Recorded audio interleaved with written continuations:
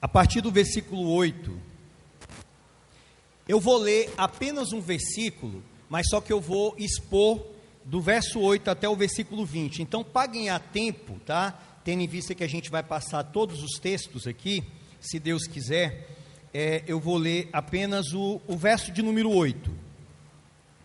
Versículo 8 do capítulo 19 de Atos, que diz assim: durante 3 meses, Paulo frequentou a sinagoga, onde falava ousadamente, dissertando e persuadindo com respeito ao reino de Deus. Querido Deus, sem o Senhor, nada posso fazer. Peço perdão, Deus, se não orei como deveria orar, se não clamei como deveria fazer, Senhor. Estou aqui dependendo, Pai, da Tua graça unicamente, para que esse texto que é poderoso, venha a ser poderoso também nos corações de todos nós. Rogo ao Teu Espírito que venha falar com cada um aqui, que abra, que venha desnudar a nossa mente, para compreender essa palavra, Senhor, que impactou aquela região de Éfeso, através da pregação do Evangelho, e que também possa fazer toda a diferença entre nós aqui, nessa noite. Em nome de Jesus, o nosso Senhor, que eu oro. Amém. Irmãos, Matt Schindler e Gerrit Wilson escreveram, a meu ver, uma das melhores obras sobre o que significa o Evangelho, o significado do Evangelho. O nome dessa obra é O Evangelho Explícito, que foi publicado aqui no Brasil pela editora Fiel. Os autores, falando sobre o Evangelho, eles dizem que existe um só Evangelho, mas só que esse Evangelho, ele é demonstrado, apresentado nas Escrituras, através de 2 molduras, ou através de 2 óticas. Um Evangelho apenas demonstrado através de 2 molduras, de 2 óticas. Quais são então essas 2 óticas, ou essas 2 molduras, como eles dizem? Primeiramente, eles falam do Evangelho no chão. O Evangelho no chão é o Evangelho pessoal, é aquele Evangelho que nos alcançou através da exposição, através da pregação do Evangelho. É o Evangelho que nos chama à reconciliação, a ter paz com Deus, ao arrependimento. É aquilo que eles vão chamar do Evangelho microcosmo, em relação do macro. Ele é micro, não quer dizer que ele é de só menos importância, mas é algo pessoal. O Evangelho, quando ele é pregado, quando ele é anunciado, ele tem que ter alguns pontos que são de suma importância. O Evangelho fala-se acerca de Deus, da glória de Deus, da criação de Deus, de um Deus que foi ofendido, porque pessoas quebraram a aliança com Ele. Então o Evangelho fala de Deus, mas o Evangelho também fala do homem, do pecado do homem, do distanciamento do homem acerca deste Deus, mas fala também da solução que Deus proveu para o homem, que é Cristo. Cristo é a solução, Cristo é a redenção, Cristo é a propiciação para nós. E por fim, o Evangelho, quando ele é entendido, quando ele é proclamado, ele termina com a resposta que eu e você temos que dar à pregação desse Evangelho. Então, para eles, Evangelho no chão é isso. É algo que vai te atingir, que vai me atingir, e que tem que falar sobre Deus, sobre o homem, sobre Cristo e sobre a resposta. Depois, eles falam sobre o Evangelho no alto, que é o Evangelho que é o macrocosmo. É o Evangelho que, quando nós entendemos, ainda que seja um só, mas ele tem tanto um alcance pessoal, quanto ele tem um alcance cósmico. A obra de Cristo na cruz não é apenas, e isso já é muito, mas não é apenas para atingir pessoas, mas a obra de Cristo na cruz é para atingir tudo aquilo que foi manchado pelo pecado. Então todo o cosmos, todo o universo, as plantas, a natureza, tudo que existe que foi permeado, manchado, maculado pelo pecado, o Evangelho também tem uma palavra de mudança para tudo isso. Por isso que a Bíblia fala que haverá novos céus e nova terra. Por que novo? Por que um novo céu? Por que uma nova terra? Porque tudo isso foi atingido pelo pecado. As Escrituras dizem que a criação geme, aguardando a redenção. É claro que é num sentido de uma personificação, né? Ela não está gemendo literalmente, mas quer dizer que a criação também passará por essa redenção. E aí, pensando nesse evangelho no alto, o evangelho macro, os autores então falam de 4 pontos que são de suma importância para você entender este evangelho no alto, que é a criação, queda, redenção e consumação. Tudo diz respeito a uma criação. Deus criou tudo, e tudo tem um imprimatur de Deus. Tudo é perfeito, as artes eram perfeitas, a música era perfeita, todas as áreas do saber são perfeitas, porque veio de um Deus perfeito. Mas aí tem a queda manchou tudo, a queda maculou tudo, a queda atinge todas as áreas, e vem a redenção. É uma redenção não somente da minha parte, da tua parte, de homens, mas é a redenção da filosofia, a redenção da matemática, a redenção da sociologia, a redenção da música. Tudo que foi atingido pelo pecado também tem que provar dessa redenção. É como se fosse um de volta ao Éden, é voltar o que era e ao mesmo tempo ainda com gostinho de quero mais, que será uma coisa melhor, porque é criação, é queda, é redenção, mas é também consumação. O evangelho, meus irmãos, no alto, ele fala sobre uma questão teleológica, telos, fim. Deus tem um propósito em tudo, e o propósito é que no final, todas estas coisas serão restauradas, haverá novos céus e nova terra. É isso que os autores dizem então, que é o evangelho explícito, no chão e no alto. É mais ou menos como você imaginar, você numa grande cidade, imagine você em São Paulo, rodando ali naquelas ruas, naquelas avenidas, e muito carro, e muitos prédios altíssimos. Você está ali vendo tudo, tendo uma certa visão, mas de repente você é convidado a fazer um voo de helicóptero, passando ali por cima de São Paulo. Você também está vendo, você também está em São Paulo, só que agora a sua visão é uma visão maior. Então, ele quer dizer com isso que ali no chão, você tem uma visão que o evangelho te alcança, mas quando você vai lá por cima, você vai ver que o evangelho é bem mais amplo do que você pensa. Não é só para atingir você, mas tudo, a cruz de Cristo vai atingir todas estas coisas. Isso é o evangelho explícito. Uma outra obra recomendável, é uma obra que tratou muito o meu coração, que veio como um deleite na minha vida, aqui em Bom Jesus, desde quando eu cheguei. Eu ficava pensando, Senhor, o que eu devo fazer para a plantação que o Senhor quer que eu siga? Quais são os nortes que o Senhor quer que eu siga? E aí me passaram uma obra muito boa, uma obra do pastor David Ebb, que significa Pregação Poderosa para o Crescimento da Igreja. A tese desta obra, que se baseia em Atos dos Apóstolos, é que a igreja ela cresce quando ela tem uma pregação poderosa, quando ela usa aquilo que Deus quer que seja usado. E por pregação poderosa, ele quer dizer que não pode ser apenas um anúncio, apenas algo falado. Por poderosa quer dizer que está na direção do Espírito. É o Espírito que capacita, é o Espírito que direciona o pregador, bem como abre o coração de quem está ouvindo. E esta é a pregação poderosa, e ele fala, baseando-se em Atos dos Apóstolos, que só pode ter uma única questão ali, que é um fato, que aquela igreja primitiva, ela só cresceu, saiu de 120, foi para quase 3 mil, daqui a pouco quase 5 mil, daqui a pouco a pregação, ou a igreja era tão imensa, que diz que estava de ponta cabeça. E qual é a arma que eles usaram? A pregação poderosa. É a pregação cheia do Espírito Santo que fez com que a igreja, no século I, ela crescesse de uma forma surpreendente. Olhe Atos, que é o que nós estamos pregando, e você vai ver, é pregação do começo ao fim. O livro começa com pregação e termina com Paulo pregando na casa dele. Depois da prisão, Paulo então aluga uma casa, e lá diz que ele recebia várias pessoas, e ele pregava o evangelho.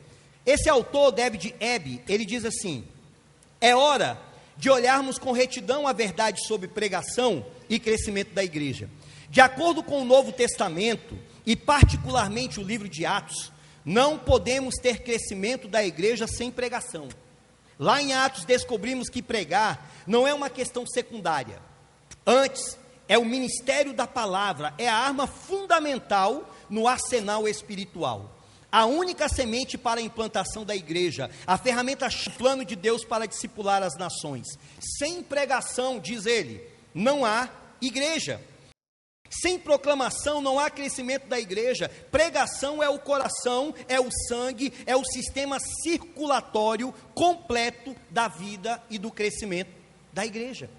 É a pregação que faz com que o povo seja nutrido, que o povo avance. E aí a gente olha para Atos e você vê, Atos 2, pregação, Pedro, quase 3.000, quase 5.000 pessoas. Atos 3, a grande pregação de Pedro lá no templo. Dali vai desenrolar uma série de coisas, prisões, perseguições, mas eles iam presos, eram perseguidos, as pessoas invejavam, mas eles continuavam pregando. Depois você vai ver Estevão, você vai ver Filipe, você vai ver os próprios apóstolos entendendo qual é a missão deles. Olha, nós vamos nos dedicar à oração e à pregação da palavra. Vocês cuidem da parte social, mas a gente vai se dedicar a isso. Então a igreja avançava. Quando a gente olha, por exemplo, para Atos 12, 24, diz assim: e a palavra de Deus crescia e se multiplicava. Atos 13, 49, divulgava-se a palavra de Deus por toda a região. Atos 19, 20, assim a palavra do Senhor crescia poderosamente e prevalecia. Do começo ao fim, pregação, pregação, pregação, constantemente. Paulo apanhava, era humilhado, era espancado, apedrejado, se recuperava, ia pregar, ia preso, pregava dentro da prisão, saía da prisão, continuava pregando o tempo todo, porque eles entenderam que a pregação, meu querido irmão, é que faz toda a diferença. Por isso que Paulo diz: eu não me envergonho do evangelho, porque é o poder de Deus para a salvação de todo aquele que crê, primeiro do judeu e depois do grego. Ele entendia, eu sei que alguns teólogos não gostam de usar esse termo, mas a pregação é o dinamis, é a dinamite de Deus, que quando essa dinamite ela é soltada e ela explode no teu coração, pode ter certeza, meu irmão, ela arrebenta com tudo que é pecado e faz-se um coração novo, tudo muda na tua vida com essa dinamite do Senhor. Essa é a arma que Deus nos deu. Ore e pregue a palavra. Nessa noite nós vamos ver o poder da pregação na região de Éfeso. O que Deus fez ali usando um homem chamado Paulo, um homem que pregou a palavra poderosamente. Permita-me contextualizar rapidamente aqui para você entender esse texto. Nós estamos aqui na terceira viagem missionária do apóstolo Paulo. Vocês lembram na semana passada, quem estava aqui, que o apóstolo Paulo chegou na região de Éfeso, e ali ele encontrou 12 homens que eram intitulados como discípulos, mas Paulo, provavelmente conversando com eles, identificando pelos frutos, chegou à conclusão que aqueles homens eram discípulos, mas não discípulos de Cristo. Por quê? Não conheciam o Espírito Santo. Paulo perguntou: vocês conhecem o Espírito Santo? Ele: nem sabemos quem é. Depois perguntaram para ele: mas vocês foram batizados no nome de quem? No nome de João Batista. Então Paulo ali entendeu que eles estavam presos à velha aliança, ainda preso lá a João Batista, o primo de Cristo, precursor, do Senhor Jesus Cristo. Mas aí Paulo pega e prega a palavra para eles, fala da missão ali de João Batista, que era apontar para Cristo, e quando ele prega a palavra, que é poderosa, então o que acontece? Eles então são batizados no nome de Cristo, que é o batismo da Trindade. Na sequência, eles recebem o Espírito Santo e vem um grande avivamento em Éfeso, um mega avivamento, coisa extraordinária. Só para você ter uma ideia, esta região aqui, irmãos, depois leiam com calma em casa, era como se fosse um centro ou um quartel-general do inferno. Era onde estava o templo da Diana, a rainha ou a deusa dos Efésios. Era um lugar onde o povo ganhava muito dinheiro, vendendo imagem de escultura, sabe, pessoas que vinham de longe para pagar promessa. É muito parecido com o que acontece no Brasil, tá? Então isso acontecia lá. Era um lugar onde as pessoas estavam presas à feitiçaria, estavam ali mesmo, presas nessas coisas. Mas o Evangelho chegou e tudo mudou. O Evangelho começou a mudar a partir de 12 homens. E desses 12 homens, chegou a toda aquela região, de maneira que o apóstolo Paulo, ele diz aí no verso de número 10, que durou isso por espaço de 2 anos, dando ensejo a que todos os habitantes da Ásia ouvissem a palavra do Senhor, tanto os judeus. Então a palavra impactou a todos eles. Tendo isso em mente, vamos então olhar o texto, a partir do verso de número 8. Veja que o verso 8 começa assim: durante 3 meses, Paulo frequentou a sinagoga, onde falava ousadamente, dissertando e persuadindo com respeito ao reino de Deus. Paulo chegou aqui em Éfeso, pregou para aqueles 12, e agora para onde que ele vai? Ele vai pregar na sinagoga durante 3 meses. Uma característica paulina, eu acho que era por causa da gratidão que ele tinha aos judeus, porque mesmo que os judeus se rebelaram contra Deus, mas a palavra chegou por intermédio deles. Os patriarcas, os profetas, os oráculos de Deus como um todo, vieram dos judeus, e Paulo, como um judeu também, um compatriota, e sendo grato a Deus pelos seus irmãos, então primeiramente ele pregava sempre para os judeus, depois ele ia pregar para os gentios. Ele só não fazia isso quando ele chegava numa cidade e aquela cidade não tinha uma sinagoga, mas aqui não, aqui tinha, e Paulo foi pregar lá durante 3 meses. Observem, irmãos, só aqui uma particularidade do texto. Vejam que Lucas, que é o autor desse livro, ele é muito detalhista. Ele está escrevendo para Teófilo, que é uma autoridade da época, um homem ilustre daquele período, e ele traz riquezas de detalhes sobre várias informações para esse homem. Vejam que ele fala, durante 3 meses, não foram 2, não foram 1, mas foram 3. Lá na frente, no verso de número 9, lá no finalzinho do verso 9, diz assim: passando a discorrer diariamente na escola de Tirano. Ele fala que ele passou 3 meses, ele fala que ele pregava diariamente. Olha os detalhes que ele está dando. Agora no verso de número 10, ele vai dizer que todo esse período que ele passou pregando na escola de Tirano, durou 2 anos.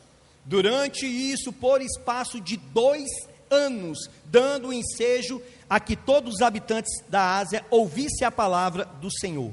Lá embaixo, no verso de número 14, em decorrência do evangelho, em decorrência do avivamento que veio sobre esse lugar, algumas pessoas começaram a usar o nome de Cristo para expulsar demônios, e começaram também a usar o nome de Paulo. Só que eles se deram mal, porque não basta você falar sobre Cristo se você não tem intimidade com Cristo. Não basta você usar o nome de algum apóstolo como se fosse um amuleto.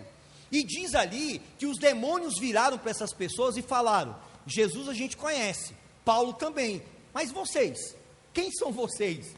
E diz que os demônios pularam sobre aqueles homens e acabaram, deram uma surra neles, de maneira que houve grande temor sobre aquela região. Só que eu quero que você atente para um fato.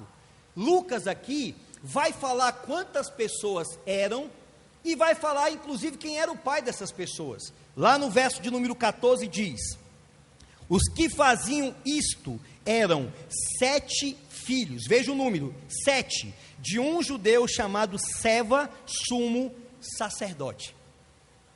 Por que Lucas é tão detalhista?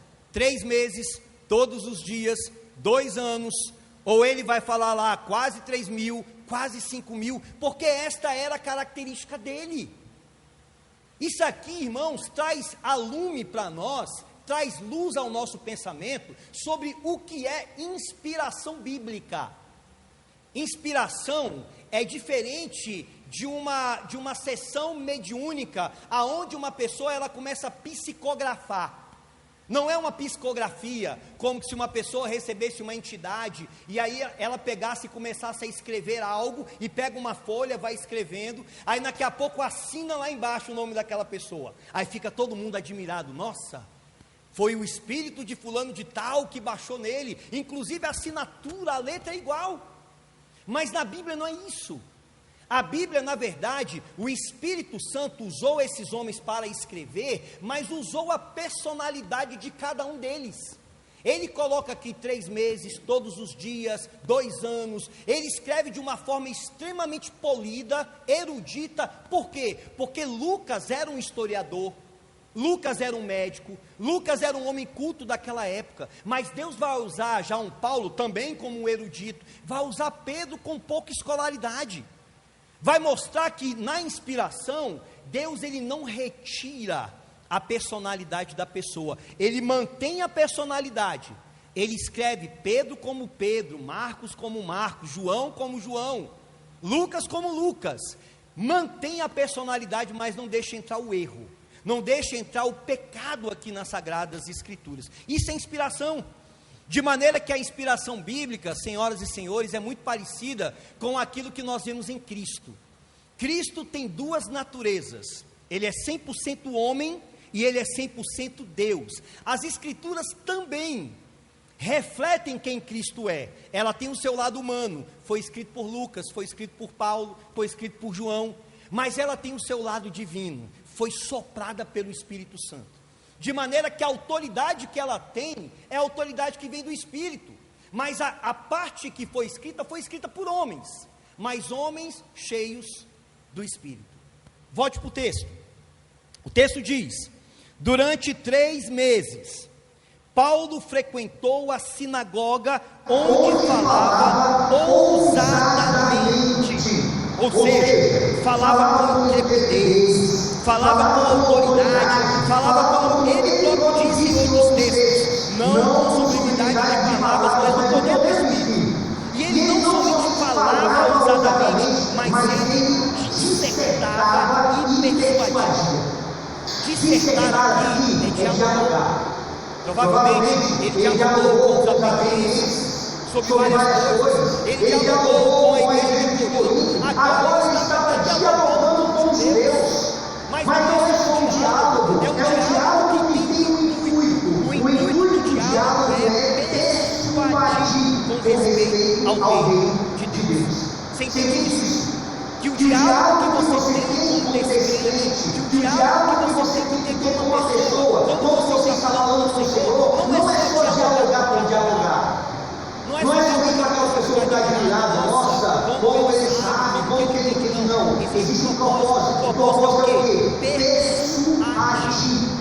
É que esse diálogo venha ser persuasivo ao ponto de levar essas pessoas a entender de Deus. Falava ousadamente, dissertando e persuadindo com respeito ao reino de Deus. Paulo pregava a palavra com respeito ao reino de Deus. E o que significa o reino de Deus? Abram lá no último capítulo de Atos, capítulo de número 28, versículo 30, e nós vamos entender o que significa pregar acerca do reino de Deus. Capítulo 28, versículo 30, último capítulo, termina em pregação. Diz assim o texto: por 2 anos permaneceu Paulo na sua própria casa, que alugada, onde recebia todos que o procuravam, pregando o reino de Deus, e com toda a intrepidez, sem impedimento algum, ensinava as coisas referentes ao Senhor Jesus Cristo. Então pregar o reino de Deus nada mais é do que falar sobre Jesus Cristo. Paulo, quando pregava em todas as casas, pregava na sinagoga, pregava aqui no finalzinho desse livro, ele pregava sobre o quê? Não era falando sobre ele, não era o tempo todo contando a sua conversão, contando o que ele fez, as suas proezas, o seu academicismo, com quem ele estudou. Não! Paulo persuadia os seus ouvintes a saberem quem Cristo é. pregar sobre o reino de Deus é pregar sobre Jesus Cristo. Vocês acham que a igreja primitiva se tornou uma grande potência, o mundo virou de cabeça para baixo, ouvindo o quê? Ouvindo a nova história do momento, dos filósofos? Não, ouvindo quem Cristo é, quem Jesus Cristo é. É de Jesus Cristo que a igreja primitiva precisava, foi de Jesus Cristo, e absorvendo Cristo e sendo cheio da presença dele, anunciando ele, que o mundo daquela época foi transformado. Da mesma forma, meus irmãos, se queremos um mundo melhor, se queremos um bom Jesus melhor, um sul do Piauí melhor, temos que persuadir as pessoas acerca de Cristo Jesus. Temos que falar de Jesus Cristo, é Ele que muda, é Ele que transforma. Não adianta ficar escutando ladainha de pastor falando o tempo todo dele, massageando o ego dos ouvintes. Temos que falar daquele que muda, que é Cristo, aquele que é o cabeça da igreja. Volte lá para o texto. Veja que quando Paulo estava falando acerca do reino, acerca de Cristo, e por quê que ele falava acerca do reino? Romanos vai nos dar uma dica. Romanos 1,16 diz: porque não me envergonho do Evangelho, pois é o poder de Deus para a salvação de todo aquele que nele crê, primeiro do judeu, depois do grego, visto que no Evangelho se revela a justiça de Deus, como está escrito: o justo viverá pela fé. Paulo entendia que o Evangelho é poderoso, e era poderoso quando ele olhava para si mesmo. Olhava para si mesmo: quem eu fui? O perseguidor, o homem que mandou matar, o homem que mandou prender, o homem que torturava psicologicamente a muitas pessoas, o homem que foi alcançado por esse Evangelho. Então, se o Evangelho mudou a minha vida, eu vou proclamar o Evangelho, pois vai mudar a vida dos meus irmãos. Por isso que Paulo, por amor aos seus compatriotas, os judeus, ele disse: se possível, eu seria anátema por causa de vocês. Ou seja, se possível, eu até perderia minha salvação, seria um maldito do Senhor, para que o Evangelho chegasse até vocês, porque esse Evangelho muda, esse Evangelho transforma, e foi esse Evangelho que mudou a igreja primitiva, e é esse Evangelho que mudou a reforma, é esse Evangelho que mudou a época dos puritanos, é esse Evangelho que tem chamado muitas pessoas, muitos jovens, a se renderem a Deus. Amém, igreja? Mas sempre tem-se mais, né? Quase entretanto, tem um probleminha, ou não? Toda vez que o Evangelho é proclamado com fidelidade, com clareza, sem feito nenhum, esse Evangelho ele vai atrair divisões. Alguns vão aceitar, outros não. É sempre assim. Lembra de Paulo em Atenas, lá pregando sobre o Deus desconhecido? O que aconteceu ali? Diz que após aquele grande sermão, alguns viraram para ele e começaram a zombar dele. Outros falaram: amanhã a gente discuta. E outros, Paulo nem sabia que outros foram alcançados pelaquela palavra. É assim, quando o Evangelho é proclamado, ele vai trazer divisão. Se você prega o Evangelho, se você ouve o Evangelho e não questiona nada, simplesmente começa só a elogiar quem pastor está pregando, provavelmente o pastor está pregando errado. E o Evangelho, meu querido irmão, ele mexe com a nossa cosmovisão. O Evangelho mexe com as coisas que nós pensamos. Olha para o versículo de 1 e 9, e você vai perceber isso. Visto que, ou seja, diante dessa pregação, que alguns deles se mostravam empedernidos e descrentes, falando mal do caminho, o caminho aqui é falando mal do cristianismo, diante da multidão, Paulo, apartando-se deles, separou os discípulos, passando a discorrer diariamente na escola de Tirano. O Evangelho foi pregado, mas algumas pessoas ficaram empedernidas. Empedernidas significa duro como pedra. E chegou um ponto que Paulo teve que dividir aquele grupo. É quase que lá no Antigo Testamento, falando: os que é de Baal, siga Baal, os que é do Senhor, vem para cá. Vamos separar esse negócio agora. Tá? Vocês querem ficar assim? Só um detalhe aqui, gente, como é que a Bíblia ela vai ligando, né? Uma coisa com a outra. Interessante que Paulo tinha passado há pouco tempo lá em Éfeso. Se você olhar para o capítulo 18, versículo de número 19, chegados a Éfeso, deixou-os ali. Ele, porém, entrando na sinagoga, pregava aos judeus, rogando-lhe eles que permanecesse ali mais algum tempo. Ele não acedeu, mas despedindo-se disse: se Deus quiser, voltarei para vós outros. E em seguida embarcou, partindo de Éfeso. Há pouco tempo, Paulo chegou em Éfeso, pregou a palavra e o povo ficou bem assim: pastor, fica aqui com a gente quer ouvir mais, a gente quer saber um pouco mais. Eles pediram para Paulo ficar. Gente, não passou pouco tempo, Paulo voltou desse lugar, e o povo agora está tudo querendo que ele saia de lá, porque o Evangelho começou a tocar, o Evangelho começou a atingir. Olha para essa palavra, empedernido. Essa palavra no grego é a palavra escleros. O que significa isso? A palavra escleros é uma palavra que era utilizada pelos antigos gregos quando eles se referiam a uma área da medicina. É daí que vem a palavra arteriosclerose. O que é uma arteriosclerose? É aquela artéria que ela está entupida, seja ali por gordura, seja entupida por uma série de coisas, e aí não passa sangue para o coração tem que trabalhar demais, e acaba que pode ser fatal e aquela pessoa morrer. Então veja, a palavra aqui, empedernido, ela é utilizada pela medicina para se referir a essa artéria, que ela fica fechada por causa da gordura, e acaba que o coração começa a trabalhar demais e daqui a pouco a pessoa morre. Só que o problema aqui não é a artéria ficar entupida e a pessoa morrer, pois muito crente pode morrer desta maneira, mas o problema aqui, meu irmão, é quando a artéria espiritual está travada, cheia de pecado naquele coração, e as luzes do Senhor não entram naquele lugar. E aí o indivíduo mais cedo ou mais tarde vai morrer, seja do coração ou de qualquer coisa, mas o coração dele está tão empedrado, está tão endurecido, que ele vai direto para o inferno.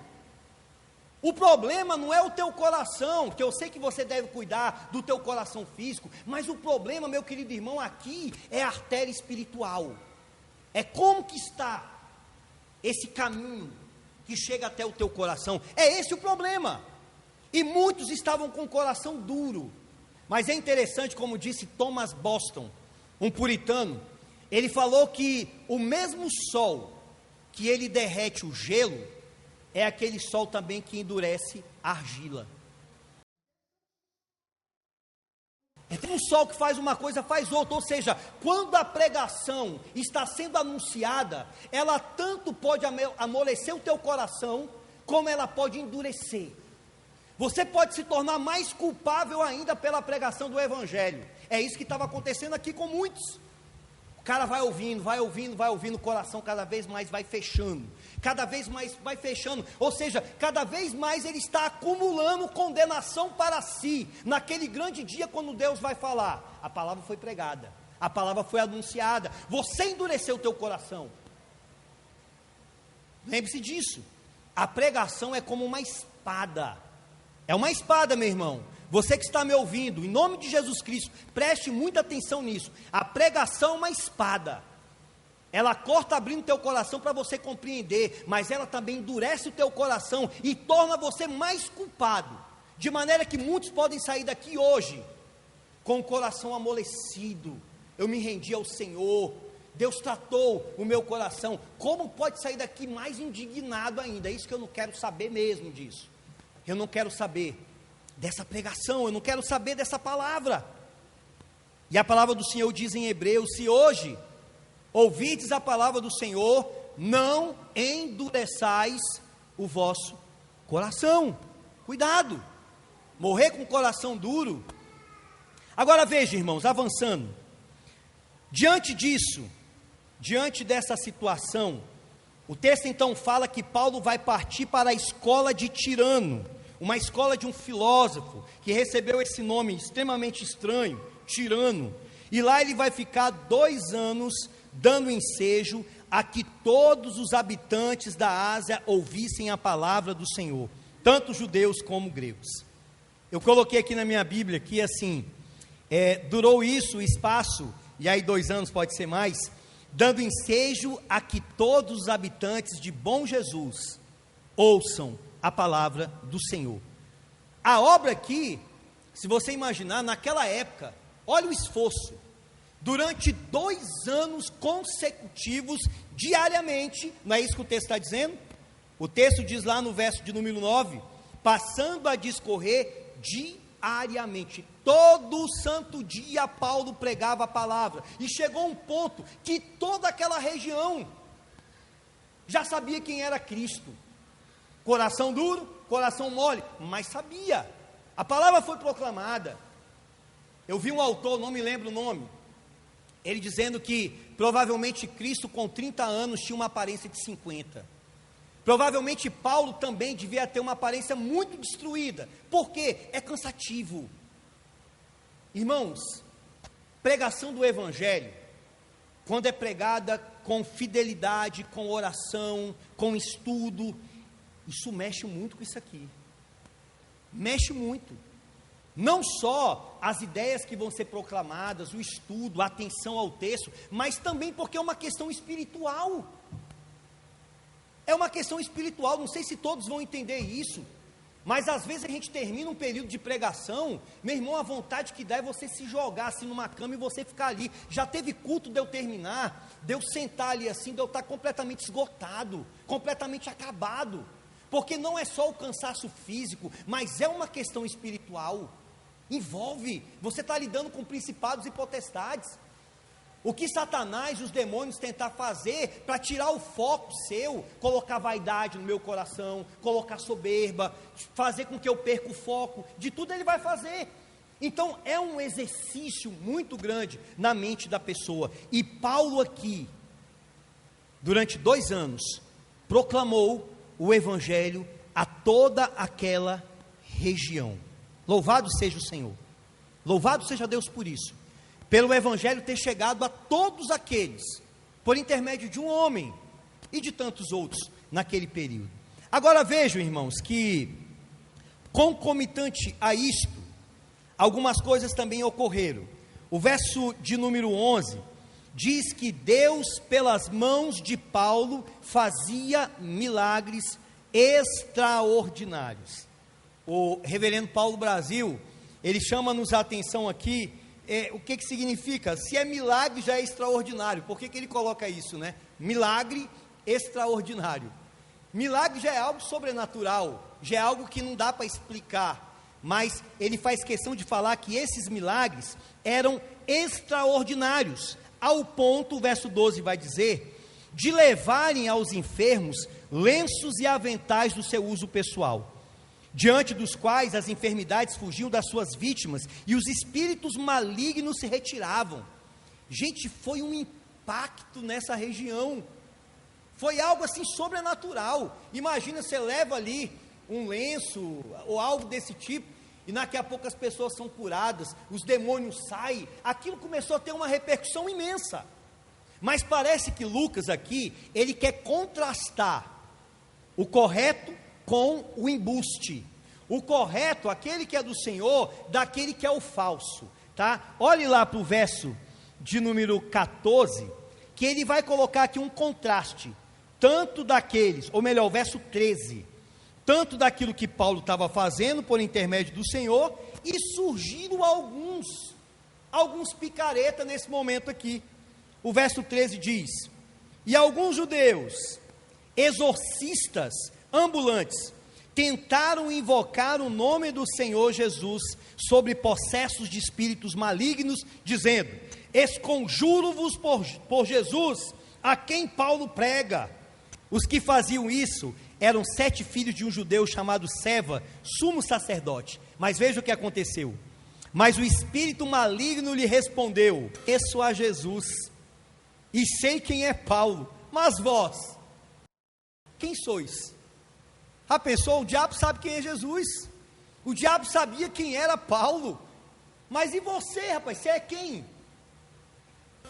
Gente, isso mostra, não só naquela época não, mas hoje tem muitas pessoas assim, muitas pessoas aproveitando do nome de Cristo, muitas pessoas aproveitando da popularidade, e está desse mesmo jeito. Mas aí às vezes o inimigo, que é astuto, que é sagaz, não precisa nem falar isso para ele, quem é você? Não, deixa o camarada agir, se achar, e ludibriar muitos, que não tem o discernimento, que não conhece a palavra. Aí fica muitas pessoas aí, que acham que cura todo mundo, e eu não vejo um desses camaradas que acha que cura todos. Por que não vão no hospital? Rapaz, eu fiquei 15 anos no hospital de apoio, eu ficava olhando esse povo que cura todo mundo aí. Não estou duvidando que Deus cura, mas eu estou duvidando de muitos que estão aí. Hospital de apoio, e com o poder que eles têm, não curavam todos aqueles que estavam morrendo de câncer. Por que não vão aí, em muitos lugares, crianças pequenas, sofrendo, gemendo, gritando de dor? Vai lá curar, não é cheio do poder? Tem muito falso profeta, tem muito embusteiro, no meio do povo de Deus. Pessoas que parecem ser ovelhas, mas são lobos vorazes. Por isso que Paulo vai dizer depois, lá na frente, Paulo vai chamar os presbíteros, vai falar bem assim, olha, depois da minha partida, falsos profetas, lobos vorazes, se misturarão perante vocês, junto com vocês, e vão fazer um estrago muito grande. E de fato isso aconteceu. Então, irmãos, olhe lá para o verso de número 16. Mais uma vez, o Espírito falou, e o Espírito, e o possesso do Espírito maligno saltou sobre eles, subjugando a todos, e de tal modo prevaleceu contra eles, que desferidos fugiram daquela casa. Chegou este fato ao conhecimento de todos, assim judeus como gregos, habitantes de Éfeso, veio o temor sobre todos eles, e o nome do Senhor Jesus era engrandecido. Você consegue imaginar essa cena? Esses homens levando uma surra, a vergonha naquele lugar. Você já viu uma pessoa endemoniada? Já viu a força que uma pessoa tem? Agora imagina ele levando uma surra dos demônios. A Bíblia não fala para a gente ficar brigando com esse tipo de classe de seres, não. A gente tem que repreender, tem que orar, clamar o nome do Senhor, não é ficar brincando, não. Eu piso na cabeça, eu faço isso com ele, eu amarro ele, não, meu irmão, faça isso não. Ora, busque revestimento do Espírito Santo. Agora, vejam que em tudo isso a gente vê a providência de Deus. Deus permite, Deus decreta, Deus deixa que as coisas aconteçam para a glória dele. Isso trouxe temor. O verso de número 17 diz que chegou este fato ao conhecimento de todos, assim judeus como gregos, habitantes de Éfeso, e veio o temor sobre todos eles, e o nome do Senhor Jesus era engrandecido. O povo começou a temer. Rapaz, esse negócio é sério. O que esse Paulo está ensinando é verdade. Esse Cristo que ele está anunciando, de fato é o Senhor. Não é brincadeira tratar isso não. Veja que até os demônios se submetem. Até os demônios sabem quem ele é, quem o Senhor é. E aí, meus irmãos, então, como consequência, o verso 19 vai dizer que muitas pessoas, e aqui eu vejo uma marca de uma verdadeira conversão. Também muitos dos que haviam praticado artes mágicas, reunindo os seus livros, os queimaram diante de todos. Calculados os seus preços, achou-se que montavam a 50.000 denários. Aquele povo preso à feitiçaria, não somente ouviram, mas eles tomaram uma posição. Pegaram livros que custavam cerca de 50.000 denários quando amontoavam tudo. Um denário era equivalente a um dia de trabalho. 50.000 denários. Já parou para pensar? Já parou para pensar como que foi uma bomba no meio desse reino das trevas, desse reino parasita, como diz Gerhard von Groningen? Imaginou como que aquelas pessoas ali, como diz aqui o texto, eles confessavam os seus pecados, eles queimavam as suas práticas antigas diante de todos. E assim termina essa narrativa dizendo: assim a palavra do Senhor crescia e prevalecia poderosamente.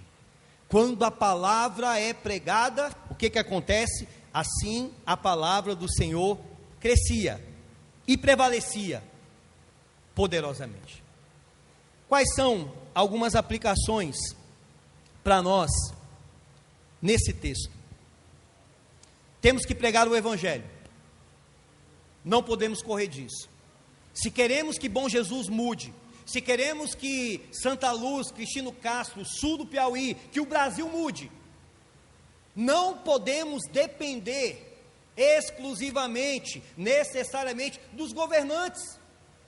Eu não posso colocar, meu irmão, a minha confiança que fulano vai fazer isso, que ciclano vai fazer isso. É a pregação do Evangelho que vai mudar, essencialmente, substancialmente. Não é maquiagem, não é uma coisa assim, um band-aid, não é alguma coisinha que você passa, mas aquilo é como um doutorzinho, uma coisinha que você coloca no seu dente ali, mas aquilo é passageiro, daqui a pouco a dor volta. Não, nós temos que ir naquilo que vai mudar mesmo.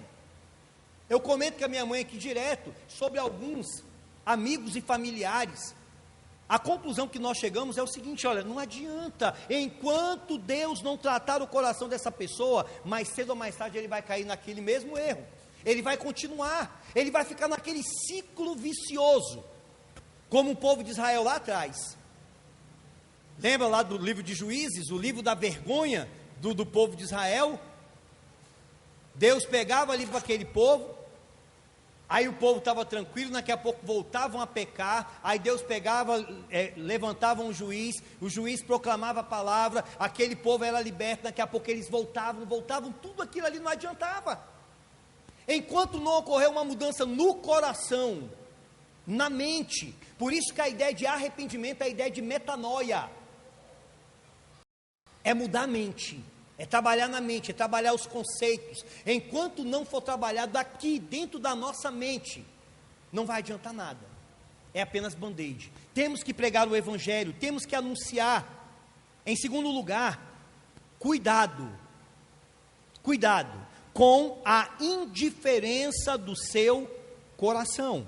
Cuidado, não venha dizer depois que você não ouviu, não venha dizer depois que não foi anunciada a palavra para você. Você é um felizardo de nascer em um país, de estar em uma cidade, de estar em uma igreja, aonde a palavra do Senhor está sendo proclamada. Isso pode ser bom e pode ser ruim para você, depende de qual lado você quer estar, de que lado você quer ficar, do lado dos empedernidos, endurecidos, artéria espiritual fechada, ou do lado daqueles que se rendem, que se prostram diante do Senhor Jesus Cristo. Venha para Cristo, meu irmão, não seja tolo, não seja estúpido de ficar aonde você está. Pense, coloque sua mente, clareza na sua mente, volte-se para o Senhor enquanto há tempo. Não faça como aqueles que zombam, ou daqueles que dizem, amanhã te escutaremos. Você não sabe se você estará vivo amanhã. Você precisa de Jesus para a sua vida. Se arrependa o mais rápido possível. Mark Lloyd Jones, aqui eu termino, ele diz que o verdadeiro arrependimento tem que ter convicção, contrição, confissão, conversão diante de Cristo. Arrependimento genuíno, ele traz convicção. Você ouviu essa palavra? Mexeu com você. Para não ficar só na superfície, você tem que ter convicção do seu pecado. Você tem que ter convicção que este pecado pode te levar para a condenação. Esse é o verdadeiro arrependimento, contrição. Quando há o verdadeiro arrependimento, há tristeza no nosso coração. O homem fica triste, o homem entende, o que eu fiz? Senhor, me ajude, Senhor, tenha misericórdia de mim. E também a confissão. Vocês viram aqui o que esse povo fez? Se arrependeram, gente, pegaram suas práticas antigas, queimaram tudo. É isso que nós temos que fazer. O crente que é convertido, e aí o Martin Lloyd Jones fala que quando eu conheci o Evangelho, aí que eu entendo que eu me converto, eu confesso a Deus, a gente vai largando os nossos patuás, a gente vai largando as nossas velhas práticas e levando e queimando tudo aquilo diante do Senhor, levando para a presença de Deus. Deus, eu não quero isso, isso não me satisfaz, isso não te alegra. Se hoje ouvirdes a pregação do Evangelho, não endureça o coração. A marca dessa igreja e a marca da igreja genuína e verdadeira a igreja vai crescer enquanto ela tiver como premissa a pregação poderosa do Evangelho. Não troquem isso por nada, por nada. Não entre nessa daí que o povo tem, não, é pregação boa, é pregação de 10 minutos, de 5 minutos, não vamos pregar pregação longa. Meu irmão, longa ou menor, pregue genuinamente a palavra, anuncie a palavra do Senhor. Amém, igreja? Vamos nos colocar de pé, vamos terminar.